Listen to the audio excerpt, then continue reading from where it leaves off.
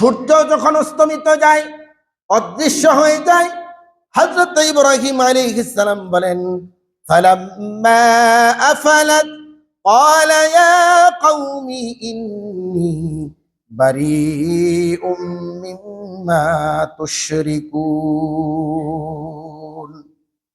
হযরত ইব্রাহিম আলাইহিস সালাম বলেন, না, এটা আমার রব না, ও আমার সম্প্রদায়, আমি মুশরিকদের অন্তর্ভুক্ত না। এগুলা এতক্ষণ যেগুলা আমি রব বলে মনে করছিলাম তার একটাও আমার রব না।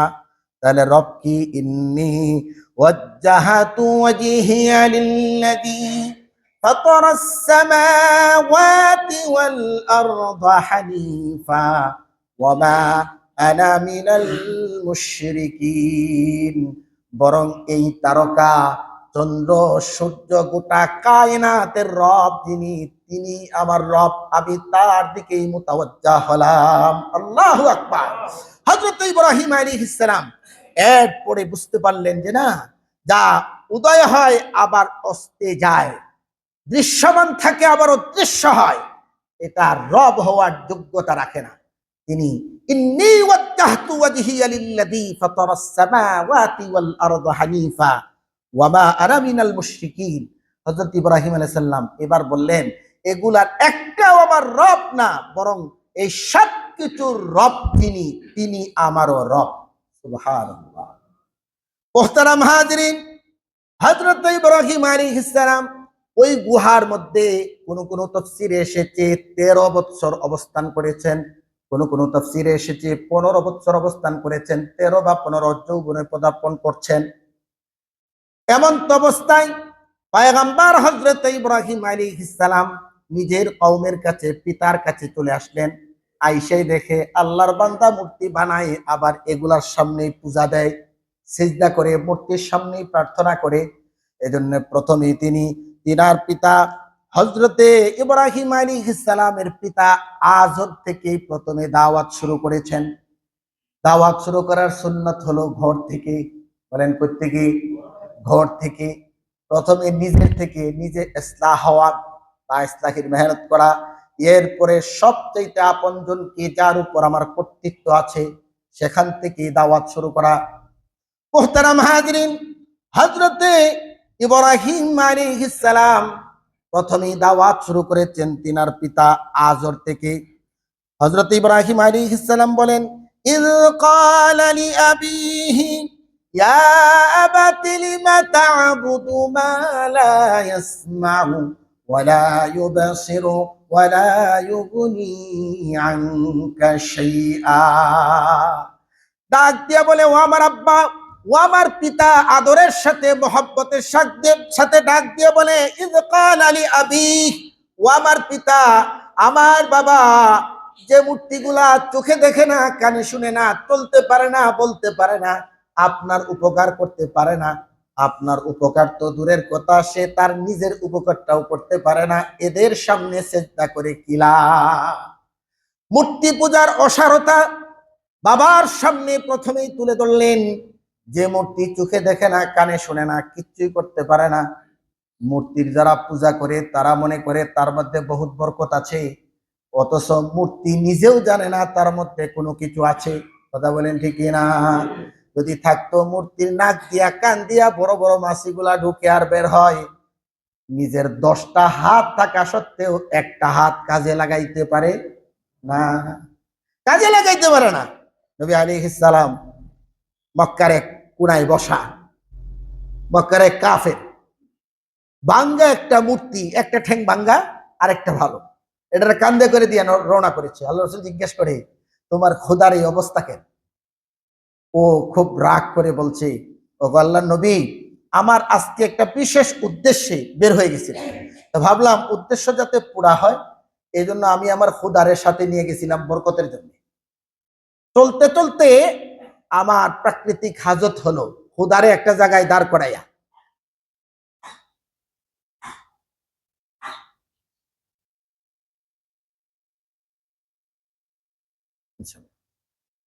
তো আমি আমার খোদারে রাস্তার পাশে দাঁড় করাইয়া আমি আমার প্রাকৃতিক হাজত সারতে গেছি। আইসা দেখি ক্ষুধার পুরা মাথা থেকে শরীরটা ভিজা। ভাবলাম ক্ষুধার শরীরের পানি, মাথার পানি, মানুষ তো পীরেরও গোসল করায় খায়। আমাদের দেশে এমনও মানুষ আছে পীরের গোসল করা পানি কত জিনিস ধুইয়া আইলো, এটাও বরকত মনে করে খায়। তো এই লোক মনে করলো এই বরকতি পানি, এটা সাধারণ পানি না, মূর্তির মাথায় থেকে একটু পানি না আঙ্গুল দিয়া কয় এটা বরকত সারিকের লিগা, জিব্বাই টেস্ট করে দেখে গন্ধ এবং লবণাক্ত। তো ওনার বড় কষ্ট লাগলো, হারে ক্ষুধার মাথার পানি, এটা তো মিষ্টান্ন হওয়ার কথা, এটা জমজম বা আবে হায়াত হওয়ার কথা ছিল, এরকম দুর্গন্ধ কেন, লবণাক্ত কেন? ওই ওগো আল্লাহর নবী, আমি পিছনে তাকায় দেখি ওই জায়গার মধ্যে কুকুরে প্রস্রাব করতেছে। কুকুরের অভ্যাসই হলো কিছু প্রস্রাব এখানে করা আর কিছু আরেক জায়গায় করা, মানে 2-3 জায়গায় মিলে প্রস্রাবটা করা। ডাক দিয়ে বলে, আমার বুঝতে আর বাকি রইল না, আমার ক্ষুধার মাথার মধ্যে যে পানি, এটা কোন বরকতি পানি? কথা বুঝতেছেন? মোহতারাম হাজিরিন, আমি যেদিন থেকে আপনাদের সামনে এই মেম্বরে বসছি, চেষ্টা করি প্রতিটা জমা একটা বিষয়ের উপরে কথা বলতে, যার দরুন বিষয়ভিত্তিক আলোচনা করতে গিয়া এই যে মানুষকে হাসায়া কাদায়া যে কালেকশন করাটা, আমাকে মাহফিলে দাওয়াত দিলেও বলি ভাই আমার কালেকশন করতে দিব, তো যদি বলে আমি আপনার আমার কথায় মানুষ টাকা দিবে না, কারণ টাকা দিতে হইলে জান্নাত বিক্রি করতে হয়, মানুষকে কাদাইতে হয়। তো অনর্থক মানে বক্তার মধ্যে এমন কোনো আলোচনাও না, কাদার একটা অ্যাক্টিং হইল, মানুষের দিল নরম হইলো, আর মানুষ এগুলোই চায়, টাকা পয়সাও খুব বেশি কালেকশন হয়। আমি এই কথা বলি না যে আল্লাহর ভয়ে কাঁদা যাবে না, কাঁদা যাবে, অ্যাক্টিং করা যাবে না, কাঁদা যাবে অবশ্যই। আল্লাহর ভয়ে যে চোখ কাঁদে ওই চোখের অনেক দাম আছে, কিন্তু যে চোখ অ্যাক্টিং করে এই চোখ জাহান্নামের জন্য, না আল্লাহর ভয়েরও অ্যাক্টিং করে। এটা মোহতারাম হাজিরিন, এই বিশাল মসজিদ, এখানে মসজিদ কর্তৃপক্ষ ইতিমধ্যেই পরামর্শ করেছেন বহুতল ভবন করার জন্য।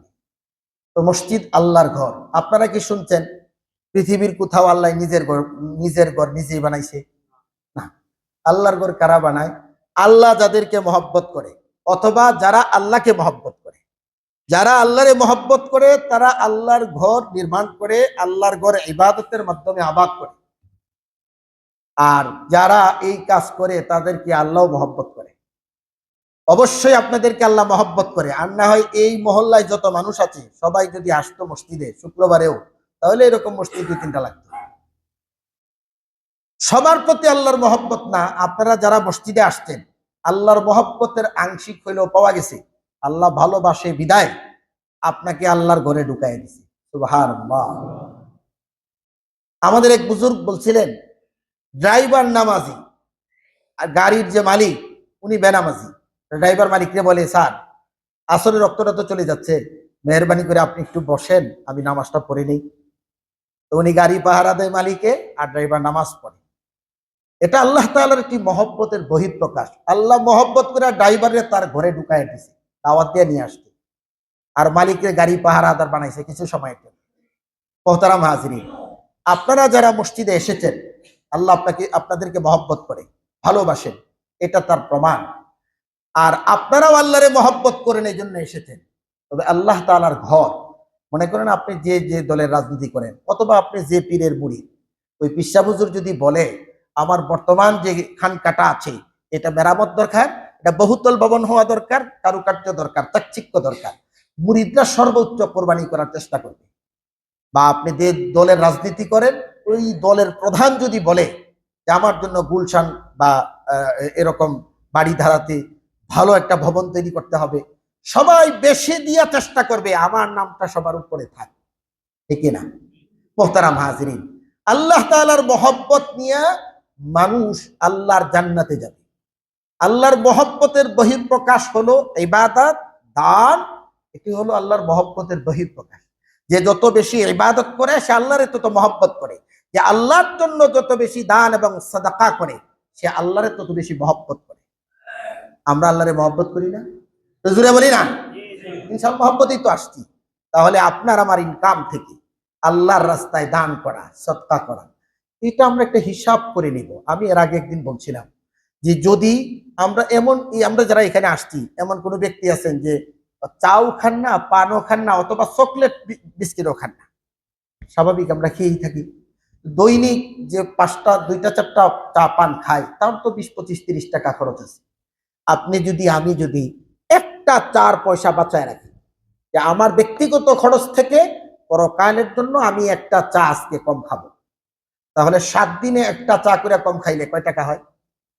35 টাকা হয়ে যায়। এটা হলো যিনি সর্বনিম্ন খরচ করেন।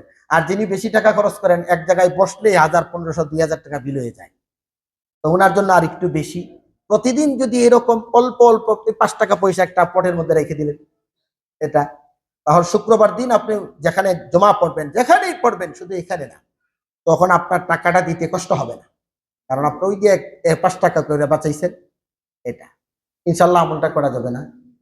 জোরে বলি না, করা যাবে। এটা সহজ, খুব কঠিন না, ইনশাল্লাহ করব। আল্লাহ তাআলা সকলকে কবুল করেন। আমরা তো সমিতি করি, কিস্তি দিই, তাই না, উন্নতি করার জন্য, পরকালের উন্নতির জন্য। এটাও আল্লাহ তাআলার ব্যাংকের একটি আমানতের কিস্তি। আমি আমার নিজের খাওয়া পড়া থেকে 5 টাকা 10 টাকা বাঁচাবো, 1 সপ্তাহ পরে আমি যেখানে জমা পড়বো দিব, এটা থাকবে। যদি আল্লাহ তাআলা আপনার এই দানকে কবুল করেন, এমনও হতে পারে আপনি আমি যেদিন থাকবো না, আল্লাহ আপনার এই আমলকে জারি রাখার জন্য ফেরেশতা পাঠায়া, যে আমার বান্দা এই আমল করতো আমার জন্য, ফেরেশতা পাঠায় যতদিন দুনিয়া থাকবে প্রত্যেক জুমায় আমার বান্দার নামে এত পরিমাণ দান করো। আল্লাহ যদি বান্দার আমলকে কবুল করে, আল্লাহ তা জারি রাখার জন্য ভিন্ন ভিন্ন পন্থা অবলম্বন করতে পারে। এবং সাথে সাথে আপনার সন্তানটা শিখলো, আপনার 5 টাকা করে জমান, শুক্রবারে দান করেন, এটা। আর আপনি যখন দিবেন না, ও সন্তানটাও শিখলো না, আমি আপনি হইলাম বখিল কৃপণ, সন্তানটাও হইলো এরকম, দিতে জানে না, খালি নিতে জানে। আলহামদুলিল্লাহ, আপনাদের বিশাল মসজিদ, তুলনামূলক টাকা কিন্তু কালেকশন কম হয়। সভাপতি সাহেব যদি 2000 করে বন্ধ করে দেয়, তাহলে কিন্তু বলার মতো আর পরিবেশ থাকবে না।